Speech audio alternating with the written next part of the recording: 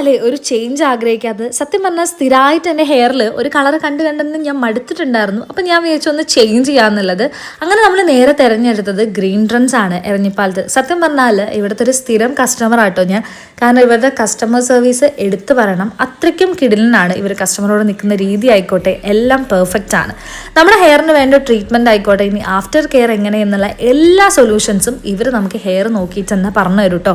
അതുകൊണ്ട് തന്നെ ഒരു കൺഫ്യൂഷൻസും വേണ്ട. പിന്നെ ഈ കാണുന്ന ആളാണ് അഭിന. ആള് ഭയങ്കര സ്വീറ്റ് ആയിട്ടുള്ള ആളാട്ടോ. ഞാൻ പോയപ്പോൾ മുതലേ നമ്മൾ രണ്ടുപേരും ഭയങ്കര ടോക്കറ്റീവ് പേഴ്സൺസ് ആയതുകൊണ്ട് തന്നെ ടൈം പോകുന്നത് അറിഞ്ഞിട്ടേ ഇല്ല. ആളാണ് എനിക്ക് ഹെയർ കളറും കാര്യങ്ങളൊക്കെ ചൂസ് ചെയ്യുന്നത്.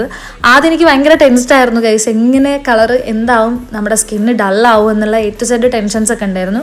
ബട്ട് നല്ല അടിപൊളിയായിട്ട് വന്നിട്ടുണ്ട്. സോ നിങ്ങൾക്ക് ഫൈനൽ കാണാൻ പറ്റും ഇവിടുത്തെ വർക്കും കാര്യങ്ങളൊക്കെ. ഇവരിതാ ഫാസ്റ്റായിട്ട് 3 പേരൊക്കെ എൻ്റെ ഹെയറിൽ നിന്നിട്ടാട്ടോ തീർത്തിരുന്നത്.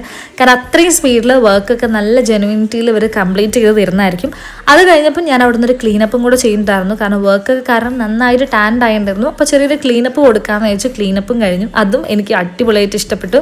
ഇതാണ് എൻ്റെ ഹെയറിൻ്റെ ഫൈനൽ റിസൾട്ട്. ഈ ഒരു ഹെയർ കളർ നന്നായിട്ട് എനിക്ക് ചേരുന്നുണ്ടായിരുന്നു. എൻ്റെ ഫേസൊക്കെ നല്ല ബ്രൈറ്റൻ ആയിട്ടുണ്ടായിരുന്നു. ഡള്ളാവുന്നുള്ള ടെൻഷനൊക്കെ ഹെയർ കളർ കണ്ടപ്പം തന്നെ മാറി കിട്ടിയിട്ടുണ്ടായിരുന്നു. ഇപ്പോൾ അവർ ഒരുപാട് ഓഫേഴ്സ് നമ്മുടെ ലേഡീസിനും മെൻസിനും കൊടുക്കുന്നുണ്ട്. സോ നിങ്ങളൊന്ന് ജസ്റ്റ് ഒന്ന് ചെക്കൗട്ട് ചെയ്യുക പേജ്. ഇതാണ് അവരുടെ ഓഫേഴ്സൊക്കെ. Do check out the page guys. By.